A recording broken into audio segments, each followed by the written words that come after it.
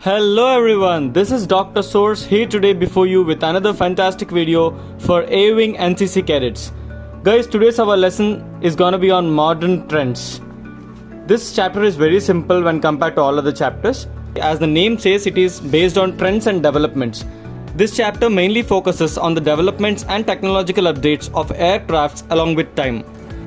So first of all, as we know, the use of science and technology in every field generally improves every work and their efficiency and reduces workload and also increases production rate, etc. So in case of aircraft and aviation, here the technological update is based on different factors of each and every aircraft and their efficiencies. The first thing we're going to deal with in modern trends is autopilot. So guys, I have formed a proper flowchart in order to remember modern trends and its tips and tricks in your examinations. So first of all, this video is not gonna be as long as the previous one because I'm specially going to discuss tips and tricks only. So here, in case of autopilot, in the basic first days of aviation, autopilot was not evolved yet. So what happened is the specific load on the aircraft and the pilot has increased drastically, making the aircraft pilot get tired so easily.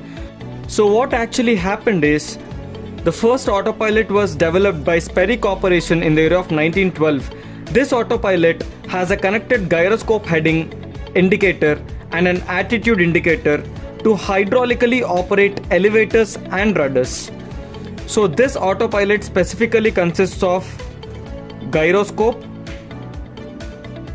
and attitude. Guys, if you notice something here, attitude is different from altitude. In simple terms, altitude is the height at which the aircraft is flying, while the attitude is the angle or the orientation of the aircraft. So the first autopilot developed by Sperry Corporation in the year of 1912 was specifically made to maintain the gyroscopic heading with an indicator as well as the attitude of the aircraft with an indicator, which were hydraulically operated, means they were operated with the help of air pressure, hydraulically operated to control the elevators as well as rudders, hence the attitude indicator. The second autopilot which was developed was after 1947. So what happened till 1947 was the further development of autopilot was also performed, which improved the control algorithms into hydraulic servo mechanisms. So what happened is the first hydraulically operated autopilots were further developed by the addition of servo mechanisms. These servo mechanisms were small kind of motor mechanisms which were led by the hydraulic pressure sensors, gauges, etc. The next development done to the autopilot was in the year of 1947 by an US aircraft named C-54, which made a transatlantic flight including takeoff and landing completely under the control of an autopilot. So after 1947, the installation of autopilots was made mandatory for each and every aircraft which has more than 20 seats. After 1947, autopilot was further developed into three different axes. The first axis was rolling axis. In case of rolling axis, the axis which is controlled is by ailerons. So in simple terms, this is rolling axis. The axis controlled by the rolling movement is by ailerons, etc. The second axis is pitching axis. Here the axis which is controlled in simple terms is the upward or the downward movement of the aircraft. In simple terms, this is pitching axis. And the last one is yawing axis. Here the axis control in simple language, yawing axis means the left and right movement of the aircraft in mid-air. So in the development of autopilot, the first ever autopilot which was developed after 1947 was a single axis autopilot. This single axis autopilot is made to control the rolling axis by controlling the ailerons. So this single axis autopilot was also known as wing levelers. The next development in the autopilot was made into two-axis autopilot. So this two-axis autopilot was made to control the rolling axis as well as the pitching axis. After the two-axis autopilot, the next development in the autopilot was made into three-axis autopilot. In this 3-axis autopilot, all the 3 axes which were mentioned here were covered. They were rolling axis, pitching axis, and yawing axis. In the development of autopilots, all the 3-axis autopilots was the latest after 1947, made to control all the 3 axes taken by the aircraft. After the 3-axis autopilot, a modern autopilot was developed. This modern autopilot used computer softwares and chipboards to control the aircraft. This software reads the aircraft position and then controls the aircraft using a control system. These autopilot developments also included controlling of thrust capabilities. It can control throttles and optimize airspeed, which in turn has reduced fuel intakes and fuel consumptions of aircraft. Here, although autopilots handled new and dangerous situations, they were very much efficient in case of fuel consumption than a human pilot. After the autopilot, the next development done in aircrafts was fly-by-wire. In simple terms, this fly-by-wire is a control system which replaces all the conventional manual flight controls which were very heavy and made out of different metals which were costly also. So this fly-by-wire interface is a kind of an electronic interface which transfers the signals through wires, hence the name fly-by-wire. So here in fly-by-wire, the flight control computers are controlled with the help of electric signals which were transferred by wires which determined the movement of actuators. So these actuators are the boxes which analyzes the commands which were sent by wires and then provides the ordered response.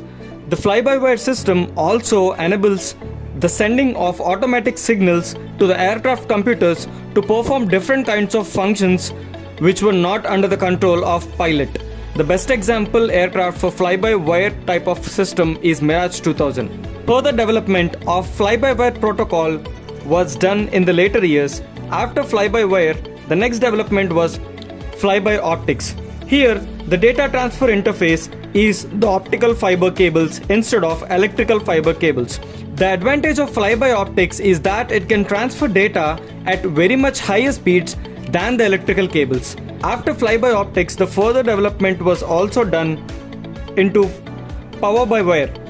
The interface in power-by-wire is to transfer data with the help of powerful circuit boards which were self-contained and use electro-hydraulic actuators. As I've already told you, the actuators are the boxes which analyze the inputs and provide ordered response. So here, the actuators were self-contained as well as electro-hydraulic. That means they were electro plus hydraulic. The input was electro while the actuator's output response was made out of hydraulic controls, which was controlled by a digital flight control computers as well as the power circuit boards. After power-by-wire, the next update in the flight control interface was made into fly-by-wireless. Here, the data transfer interface has been changed from fly-by-wire system to a wireless protocol which was very easy and much more efficient. Well, in these developments there were few limitations along with the advantages. If one of the flight control computer crashes or damaged in a combat or because of any kind of technical failure, all the systems were affected because of electromagnetic pulses caused by the damaged system. There were other safety measures and safety systems incorporated into the aircraft computers which made the aircraft reboot the faulty computers and fly the aircraft safely even after the flight control computer crashes. Any flight control computer which is damaged or not under the control of aircraft pilot is either ignored or rebooted. The next technological update in aircrafts was UAV, Unmanned Aerial Vehicle. In simple terms, this UAV, Unmanned Aerial Vehicle, is a kind of aircraft which can be remote controlled. It is either flown by the pilot at ground control station or it can fly autonomously based on pre-programmed flight plans. So these UAVs were made of complex dynamic systems and were available in different sizes, shapes, configurations and characteristics. These were deployed in case of military applications which were very dull, dirty or dangerous. You can remember all the applications of UAV with a simple trick. These were employed for military applications which were dull, dirty and dangerous, DDD. The types of UAV which were available for different military applications were as follows. Here, the simple trick to remember all the applications in your examination is to remember a simple code TRCRC. The T employs for target and decoy. In simple terms, target and decoy UAVs were made to launch air-to-air missiles or air-to-ground missiles, or to make a decoy aircraft which makes the enemy think that there is a pilot flying over them. The second mission is for reconnaissance. Reconnaissance is a kind of mission which provides battlefield intelligence, where an unmanned aerial vehicle is sent to the battlefield without the pilot to collect intelligence. So even if the aircraft is destroyed, there is no problem to get worried about. And the third military application is for combat, is to provide attack capability for high risk missions where there is a chance of the aircraft getting destroyed by the enemies. The next military application used by the UAVs is research and development. The UAV technologies is generally integrated and used for different field applications where the pilot cannot afford to fly. The next military application used by the UAVs is civil and commercial. The civil and commercial applications of UAV include VIP, escorts. Here, all the military applications can be remembered easily in your examination with the help of TRCRC: target and decoy, reconnaissance, combat, research and development, civil and commercial works. If we discuss about the endurance of the UAVs, in simple terms, the endurance is the time the aircraft spends in the air when compared to pilot. So here, the endurance of unmanned aerial vehicles is very much efficient when compared to pilot, because all the controls of an aircraft are automated and flied by the autopilot or with the help of a remote control.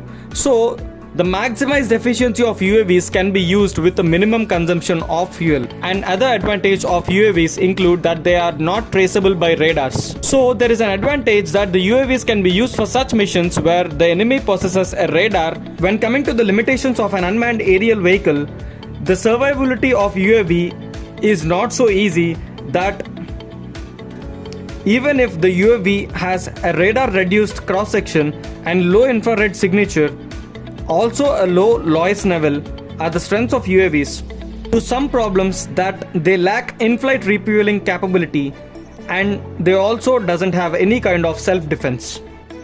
The next development in aircraft system is glass cockpit. By mid-1970s, an average transport aircraft had more than 100 cockpit instruments and controls, the indicators, crossbars and symbols. They were growing in number of cockpit elements which were competing for cockpit space as well as pilot attention.